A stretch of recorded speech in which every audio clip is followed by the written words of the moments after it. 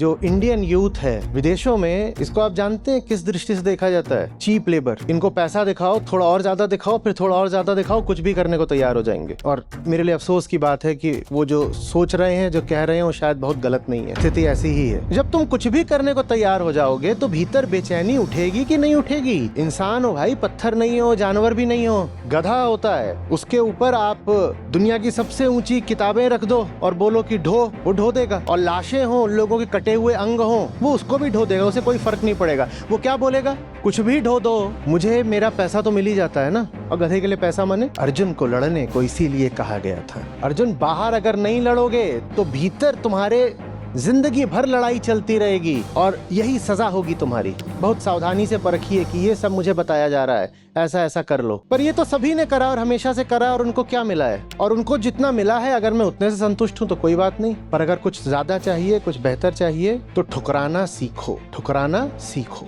और कोई बहुत सर पर ही चढ़ करके बोले कि नहीं ये फलानी चीज तो स्वीकार करो, तो सिर्फ ठुकराना ही नहीं, लात मारना भी सीखो।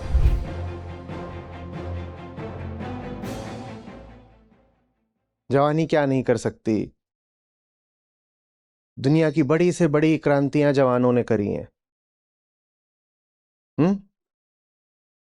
और जवानी को पता ही नहीं चलता कि उसका समय कब रील्स देखते हुए और स्क्रॉलिंग करते हुए बीत गया।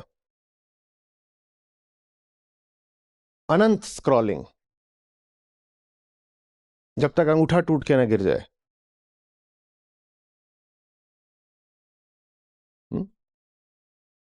पता ही नहीं चलता कहां चला गया, कहीं नहीं चला गया, किसी के मुनाफे में चला गया, किसी की जेब में चला गया। और जिनके पास चला गया, ऐसा नहीं कि उन्हें भी कुछ मिल रहा है, बर्बाद उनकी जिंदगी भी है। पर उनकी होगी तो होगी। उनकी मूर्खता की खातिर आप अपनी जिंदगी क्यों बर्बाद करें? क्यों आप इस हड़बड़ी में रहते हैं कि जल्दी से जो आसपास विकल्प दिखाई ही दे रहे हैं, एक ये रखा है, एक ये रखा है, एक ये रखा है, ये तो सामने के ही हैं, इनमें से ही कोई उठा लो। और जब वहां पर चोट पड़े, धोखा मिले, तो चलो ये नहीं तो ये वाला ले लो, ये नहीं तो ये वाला ले लो। और इंडस्ट्रियल रिवॉल्यूशन हो चुका है भाई, औद्योगिक क्रांति के बाद। अब तो इलेक्ट्रॉनिक क्रांति भी हो चुकी है। आपको ऐसे ऐसे विकल्प दिए जाएंगे जो आपने सोचे भी नहीं। मांगना तो दूर की बात है, आप मांगने नहीं गए थे, आपने सोचा भी नहीं है, पर आपको परोसा जाएगा कि देखो अब ये 8 नए तरह के बर्गर हैं, 18 नए तरीके के फीचर्स हैं फोन में, फलाने माल में इतने तरह की वैरायटी आ गई है। अरे कहां तुम इधर उधर बस भारत में ही घूम रहे हो? ये देखो, ये 18 प्रकार की नई एग्जॉटिक वेकेशन डेस्टिनेशंस हैं। क्या यार, तुम जवान आदमी हो और अभी तक तुम यहां घूमने नहीं गए? क्या कर रहे हो? और वहां अगर घूमने जाना है तो उसके लिए हम ही लोग तुम्हें लोन दे देंगे। आप घूम के आइए, ये देखिए, ये बहुत बढ़िया जगह है, इसकी आपको तस्वीर दिखाई जा रही है। जवान आदमी, अभी नहीं जाओगे तो कब जाओगे भाई, जब दांत गिर जाएंगे। अभी जाओ, यहां जाओ। और वहां पर बिल्कुल स्वर्गलोक उतरा हुआ होगा पोस्टर पे, और कुछ सुंदरियां अप्सराएं भी। आप बिल्कुल तुरंत राजी हो जाएंगे, हाँ मुझे जाना है। पैसे नहीं है, कोई दिक्कत नहीं, सिर्फ 15% की दर पर हम दे रहे हैं ना। हम आपको ये डेस्टिनेशन भी दे रहे हैं, जाइए, और हम उसको फाइनेंस भी कर रहे हैं, जाइए। इतना कुछ चारों ओर बिखरा रहता है कि आप बिल्कुल आतुर हो जाते हो, लालायित हो जाते हो। ये बाजार का काम, और इसके साथ फिर समाज है और शरीर है। समाज में तो शुरुआत अपने ही परिवार से होती है कि जल्दी से कोई चुनाव करो ना, जल्दी से कोई रास्ता, कोई ढर्रा पकड़ो ना। बाजार दरवाजे पर खड़े ही हुआ है पूरा ट्रक लेकर के, ये चीजें हैं, इसमें से बताओ क्या क्या चाहिए। आप घर के अंदर हो, वो ट्रक आपके दरवाजे पर खड़ा है और जो घर के अंदर लोग हैं वो भी आपको धक्का दे रहे हैं कि अरे देखो इधर का बंटू और उधर की पिंकी, उन्होंने तो माल चुन लिया और वो जाकर के सेटल हो गए, तुम क्या कर रहे हो, तुम भी जल्दी से कुछ उठाओ। और बाजार और समाज के बाद सबसे बड़ा दुश्मन तो अपने सबसे पास अपना शरीर ही है। वो भी चिल्ला रहा है कि हाँ मुझे सुख चाहिए, सुख चाहिए, जवान है तो देह का सुख चाहिए, वो भी चिल्ला रहा है। तो आप जल्दी से जाकर के यही जो सस्ते लेकिन विविध विकल्प अपने चारों ओर देखते हो, इसमें से कुछ उठा लेते हो। चोट लगती है तो फिर दूसरा उठा लेते हो, तीसरा उठा लेते हो, करते जाते हो करते जाते हो। 20-25 साल गंवाना कौन सी बड़ी मुश्किल बात होती है, बूढ़े हो जाते हो। ये है कुल मिलाकर जवानी की कहानी। और जितना तुम ये सब करते जाते हो उतना ही भीतर जो बैठा हुआ है, जो छटपटा रहा है कुछ और पाने के लिए, वो बेचैन होता जाता है, वो रो पड़ता है। वो भीतर से बस यही चिल्ला रहा है, ये नहीं, ये नहीं, नहीं ये भी नहीं, नहीं ये भी नहीं, ये भी नहीं। तुम उसे ला ला के नए नए तरीके के रंगीन माल दिखा रहे हो, अब ये ले लो, अब ये ले लो, अब ये ले लो। सतही तौर पर तुम खुश भी होते जा रहे हो, लेकिन कोई कोई है भीतर, आप उसे कितनी भी घूस दिखा दो वो ईमान नहीं छोड़ता। वो कहता है नहीं ये नहीं चाहिए था, तो ये ले लो, ये ले लो, ये ले लो। उसे ललचाते हो, लुभाते हो, वो नहीं मानता। वो कहता है कि तुम्हें ऊपर ऊपर से भोग करना है, सुख मनाना है, तुम कर लो, हम तो नहीं मानेंगे। मेरे ख्याल धूमिल जी का वक्तव्य है, मैं ठीक ठीक पूरा शायद ना उद्धृत कर पाऊं, पर कुछ इस तरह है कि जब जब महफिलों में होता हूं, बाजारों में होता हूं, रह रहकर चहकता हूं। ये जवानों को अपनी सी बात लग रही है? कितने जवान हैं यहां पर? मैं तो दोनों ही हाथ खड़े कर देता हूं।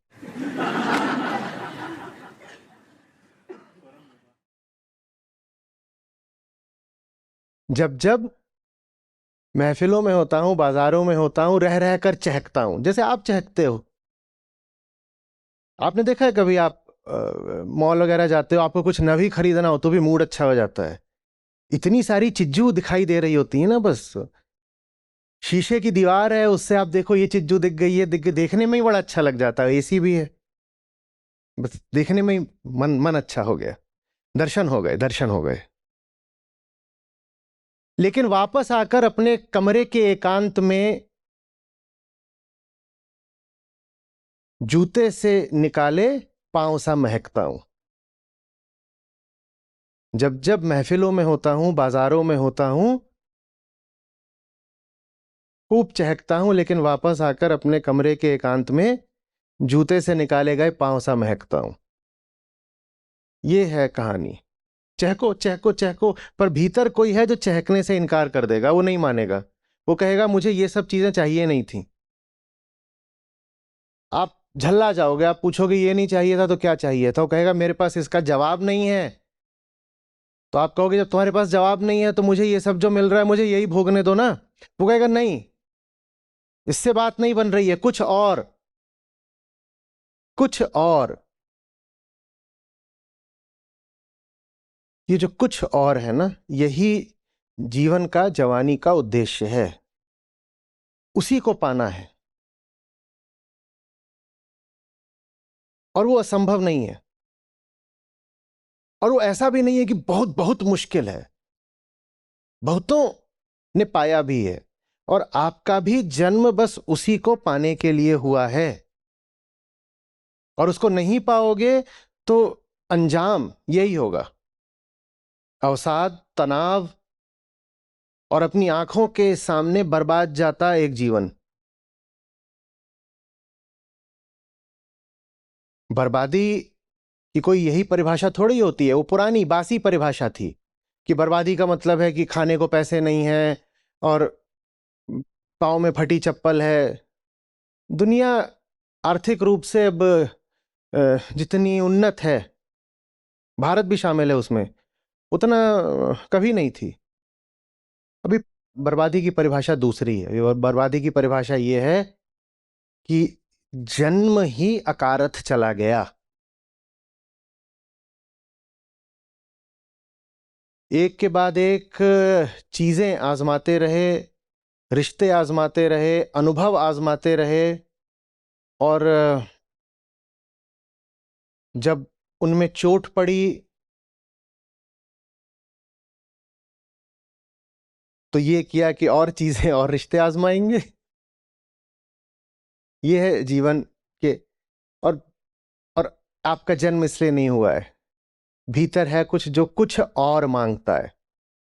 अभी कुछ और अगर साफ साफ परिभाषित होता तो हम सब कह देते मुझे भी कुछ और चाहिए, और एक बहुत बड़ी दुकान खुल जाती है, यहां कुछ और मिलता है। इस कुछ और के साथ एक राज जुड़ा हुआ है, और वो राज ये है कि इसको पाना नहीं बहुत मुश्किल है। ये चीज लगती बहुत दूर की है, पर इसको पाना नहीं बहुत मुश्किल है, बशर्ते जो कुछ आपको लुभाने के लिए बाजार, समाज और शरीर ने तैयार कर रखा है, आप उसके प्रति थोड़ा विवेक और थोड़ा संयम रख पाए तो। संयम की भी जरूरत नहीं, विवेक पर्याप्त है। विवेक से संयम अपने आप आ जाता है।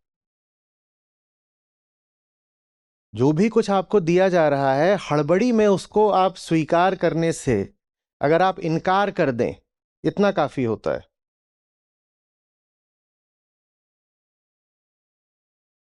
पर जल्दी बहुत होती है और आप डर जाते हैं, क्योंकि ट्रेन छूटी जा रही है और उस ट्रेन पर सभी सवार हैं, मैं अकेला ही तो नहीं रह जाऊंगा कहीं पर।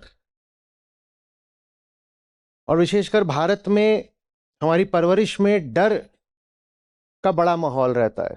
और डर माने यही नहीं होता कि थप्पड़ मार दिया, सजा दे दी।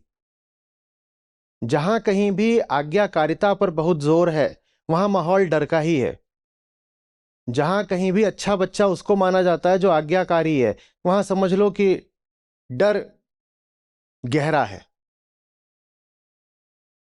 और जब डर बहुत होता है ना, तो आप सवाल नहीं कर पाते, आप नकार नहीं कर पाते। आप नहीं कह सकते कि ये सब लोग जो कर रहे होंगे, ये कुछ पा रहा होगा, ये किसी दिशा जा रहा होगा, इनको जाने दो, मैं अभी तैयार नहीं हूं, मुझे कुछ और देखना है।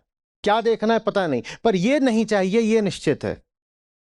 ये कह पाने के लिए एक भीतरी आज़ादी चाहिए, जो हमें भारत में आमतौर पर हमारे घरों में परवरिश में मिलती नहीं है। हमारी संस्कृति भी जैसी है और लोक धर्म जैसा है, उसमें डर पर बहुत जोर है। सर झुकाकर चलो, बहस मत करो, पुराने लोगों की बातें मानो, तो आप बात मान भी लेते हो।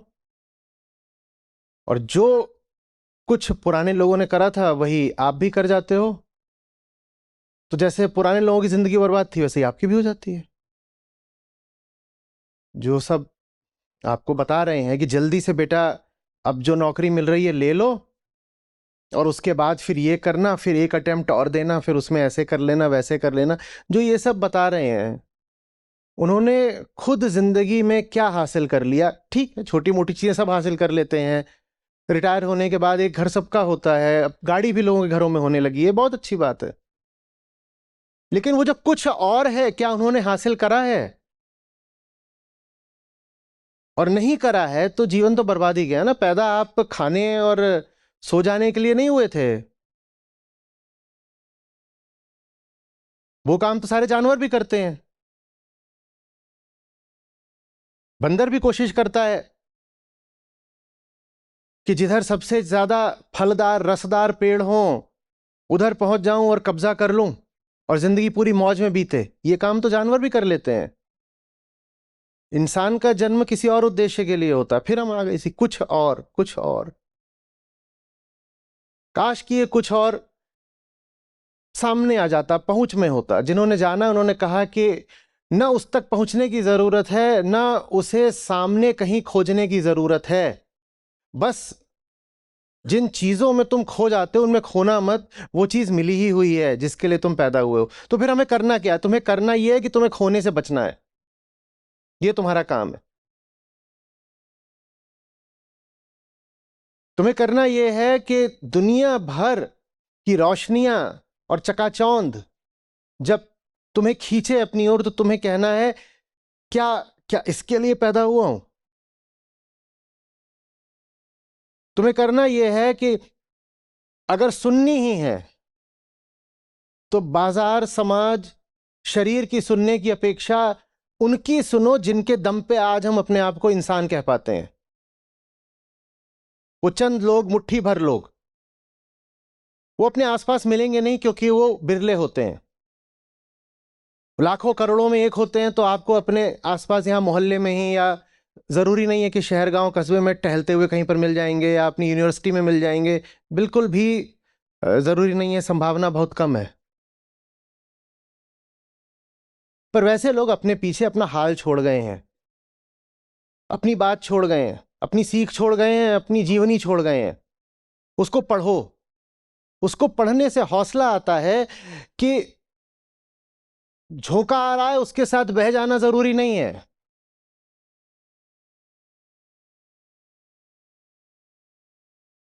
कि खड़ा रहा जा सकता है अपने पैरों से, अपनी जमीन पर डट करके।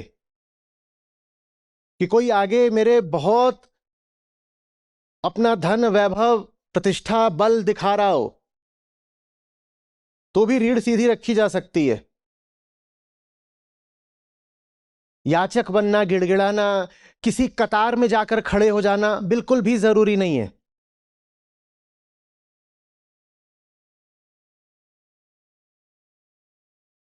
और जैसे जैसे जो कुछ आपकी आंखों के सामने है, आप उसका सामना करना शुरू करते हो। समझो बात को। वो हमारी आंखों के सामने तो होता है पर हम कभी उसका सामना नहीं करते हैं, हम उसके आगे घुटने टेक देते हैं। जो कुछ आंखों के सामने है ना, उसका सामना करना सीखो। तो वैसे वैसे जो आंखों के पीछे है वो अपने आप प्रकट होने लगता है। वही वो कुछ और है जिसके लिए जवानी मिली है आपको।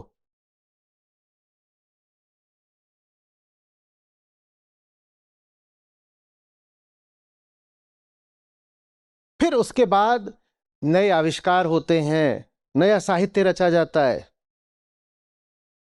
कलाएं अपने सुंदरतम रूप में निखरती हैं, सामने आती हैं। अन्याय के, शोषण के खिलाफ बड़ी बड़ी क्रांतियां हो जाती हैं। तब होता है।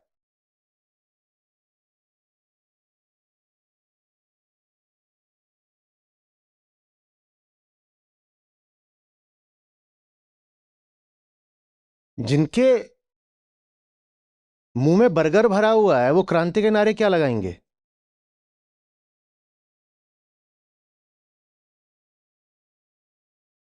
कैसे लगाएंगे? उनको कहा जाए मुट्ठी भींचो और ऐसे बोलो आजादी, सत्य, मुक्ति, तो कहेंगे अरे इसमें वो नया आईफोन है वो कहां रखें पहले।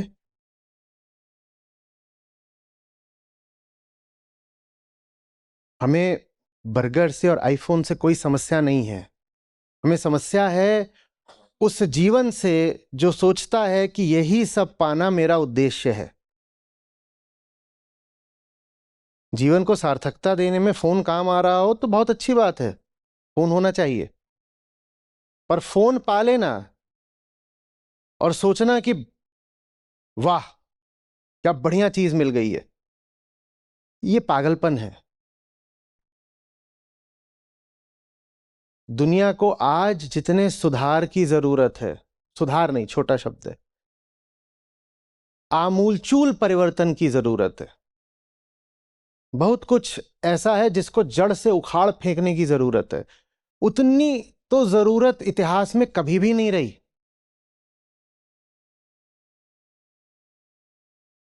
और विकसित होते हुए राष्ट्रों की जवानी आज जितनी सोई हुई है उतनी कभी नहीं सोई हुई थी, कभी भी नहीं। और ये गजब बात है, क्योंकि आज आपके पास शिक्षा भी ज्यादा है, तकनीकी भी ज्यादा है, सूचना ज्यादा है और पैसा भी ज्यादा है। थोड़ा पिछली शताब्दी पे गौर करिएगा, ठीक है? पूर्वार्ध और उत्तरार्ध पिछली शताब्दी का, 1950 से पहले का 5 दशक और 1950 के बाद के 5 दशक। आप जब महापुरुषों की बात करते हो तो ज्यादातर नाम आपको कहां से मिलते हैं? 1950 माने लगभग आजादी से पहले या बाद में?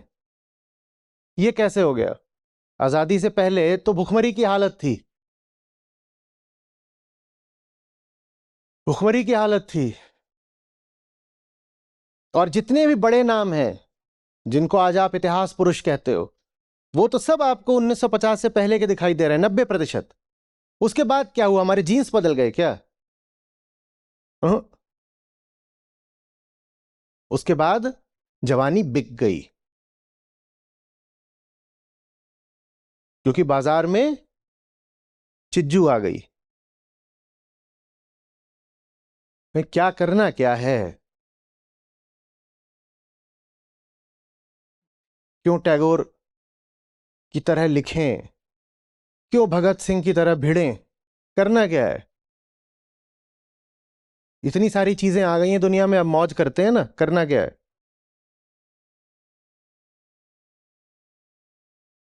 विज्ञान के क्षेत्र में भी आप देखिएगा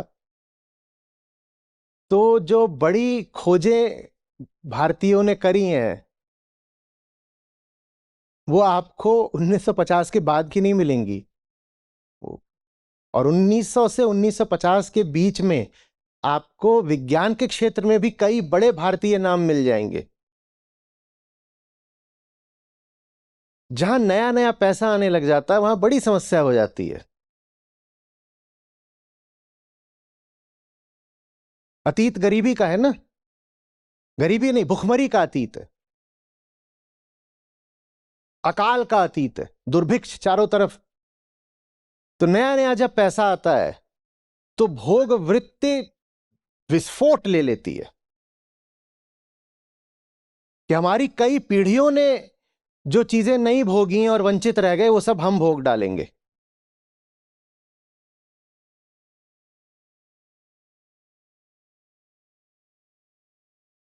जैसे बेचारा कोई गांव का हो, उसने कुछ ना देखा हो, वो गांव भी कोई सुदूर पिछड़ा हुआ गांव, उसको अचानक आप ले जाओ किसी बहुत बड़े शहर में, यूरोप के, अमेरिका के, और उसके हाथ में पैसा भी दे दो, वो क्या करेगा? अब उसको बचाना पड़ेगा वो मर ना जाए। वो इतना कंजम्पशन करेगा, इतना कंजम्पशन करेगा कि मरने को आ जाएगा। ये हमारी हालत है।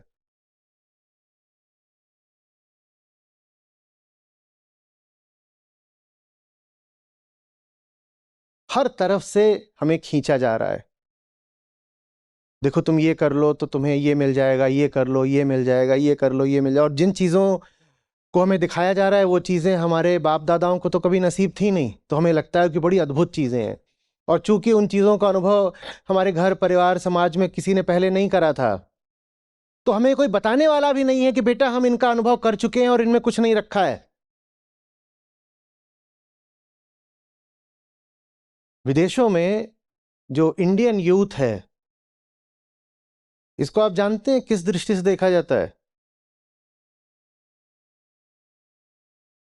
कुछ तो जो बिल्कुल क्रीमी हो गए वो अलग हैं, पर बाकी जो ये इंडियन मैन पावर इतना बड़ा है करोड़ों में, इसको कैसे देखा जाता है? Cheap labour, cheap labour. इनको पैसा दिखाओ, थोड़ा और ज्यादा दिखाओ, फिर थोड़ा और ज्यादा दिखाओ, कुछ भी करने को तैयार हो जाएंगे।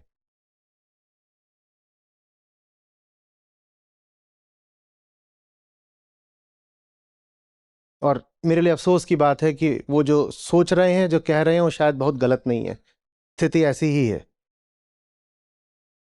जब तुम कुछ भी करने को तैयार हो जाओगे तो भीतर बेचैनी उठेगी कि नहीं उठेगी? इंसान हो भाई, पत्थर नहीं हो, जानवर भी नहीं हो। गधा होता है, उसके ऊपर आप दुनिया की सबसे ऊंची किताबें रख दो और बोलो कि ढो 20 किलो, वो ढो देगा, कोई फर्क नहीं पड़ेगा। कहेगा भैया मुझे तो क्या मिलना है, ये सब हो जाए उसके बाद शाम को थोड़ा सा खाना मिल जाना है, वो तो मुझे मिल ही जाएगा, 20 किलो था मैंने ढो दिया। उसको कहा जाए चल हीरे मोती हैं महंगे, वो ढो दे 20 किलो, वो भी ढो देगा। रेता बालू 20 किलो, वो भी ढो देगा। और लाशें हों, उन लोगों के कटे हुए अंग हों, खून बह रहा हो, 20 किलो का ऐसा बोझ हो, वो उसको भी ढो देगा, उसे कोई फर्क नहीं पड़ेगा। वो क्या बोलेगा? कुछ भी ढो दो, मुझे मेरा पैसा तो मिल ही जाता है ना। और गधे के लिए पैसा माने वो तो मिल ही जाता है ना। पर आप पशु नहीं हो, आप और हम अपने काम में सार्थकता मांगते हैं। हम ऊपर ऊपर से भले ना मानते हो, पर भीतर कोई बैठा है जो पूछता है कि ये जो दिन भर कर रहे हो ये है क्या।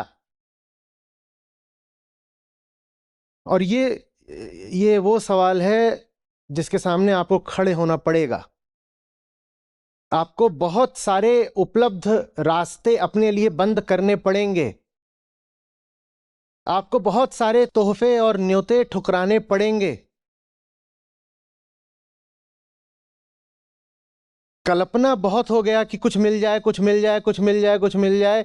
वो सब कुछ जो बिल्कुल तश्तरी पर सजाकर आपको मिल रहा होगा, आपको उसको भी ठुकराना सीखना होगा।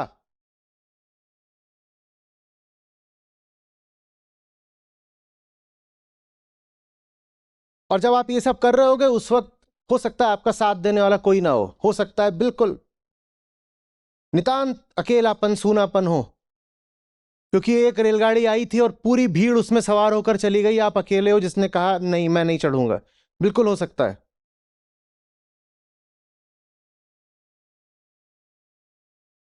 पर इसका सामना आपको करना पड़ेगा।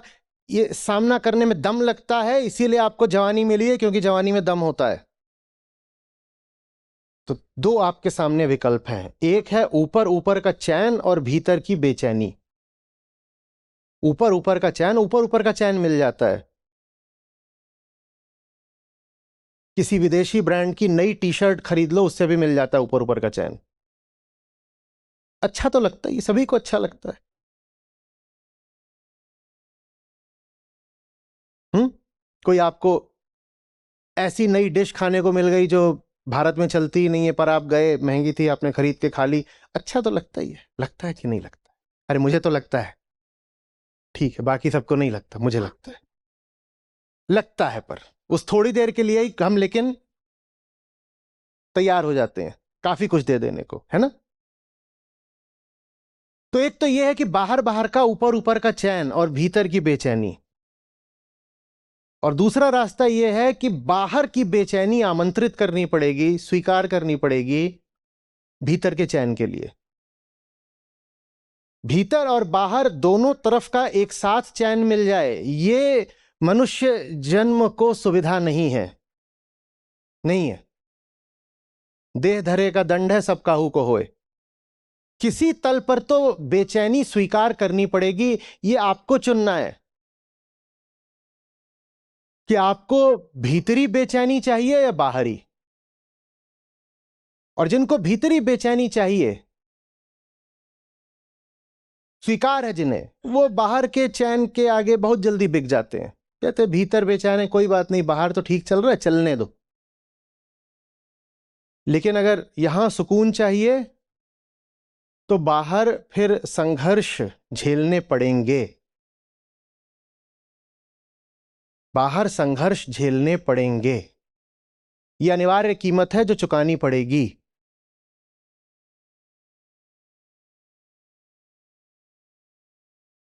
किधर को चाहिए चैन, बाहर या भीतर?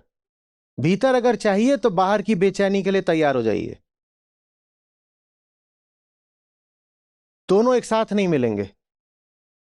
और बाहर जिनके जीवन में अर्थ ये निकलता है कि बाहर जिनके जीवन में आपको चैन बहुत दिखाई दे, कोई संघर्ष है ही नहीं, सब बढ़िया है, चिल, ऑल कूल, सब बढ़िया चल रहा है, इतने बजे जाते हैं, नौकरी करते हैं, मस्त वापस आ जाते हैं, कोई समस्या नहीं है, घूस भी मिल जाती है, कोई दिक्कत नहीं है, वापस आते हैं बढ़िया, अपना सब कुछ व्यवस्थित तरीके से चल रहा है, व्यवस्थित तरीके से परिवार बना लिया है, बच्चे बच्चे भी हो गए, नौकरी भी वैसे ही चल रही है, और नौकरी सधी सधाई है, जमी जमाई है, कहीं संघर्ष जैसी कोई बात है नहीं। जिनके जीवन में बाहर संघर्ष नहीं, बेचैनी नहीं, वो भीतर से बहुत बेचैन जिएंगे, ये अभिशाप है। और जिनको भीतर से शांत होना है, जिनको भीतर से शांत होना है, उनको बाहर संघर्षों को न्योता देना पड़ेगा।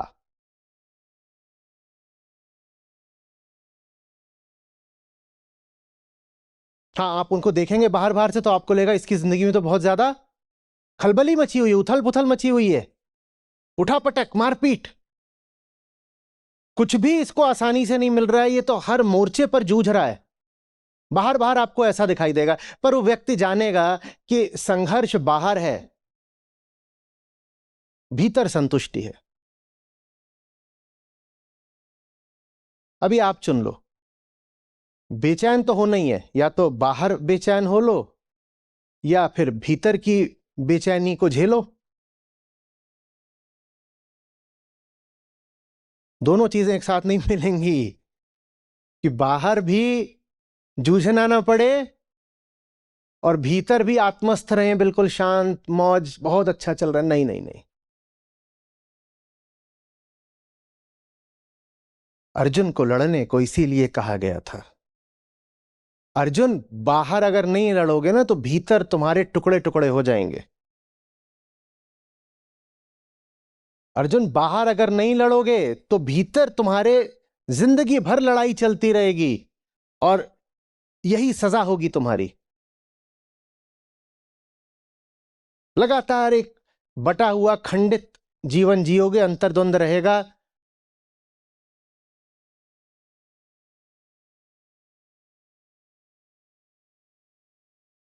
आ रही बात समझ में?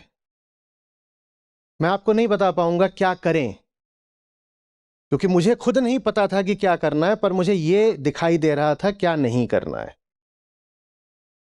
और यह दिखाई देना बहुत मुश्किल काम नहीं होता। आप पढ़े लिखे लोग हैं, आपके पास सूचना, जानकारी, बाहरी ज्ञान भी है, अपना विवेक भी है। क्या नहीं करना है जिंदगी में यह स्पष्ट हो,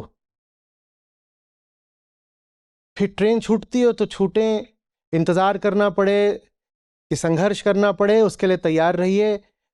रास्ते अपने आप खुलते हैं, नए रास्ते खुलते हैं। देखिए, अगर बिरलों के रास्तों पर चलना है तो वो रास्ते आपको पहले से तयशुदा तैयार तो नहीं मिलेंगे, वो रास्ते भी बिरले होंगे ना, वो रास्ते भी धीरे धीरे अपने आप खुलेंगे, दूसरे लोग आपको नहीं बता पाएंगे कि ये तुम्हारा रास्ता है।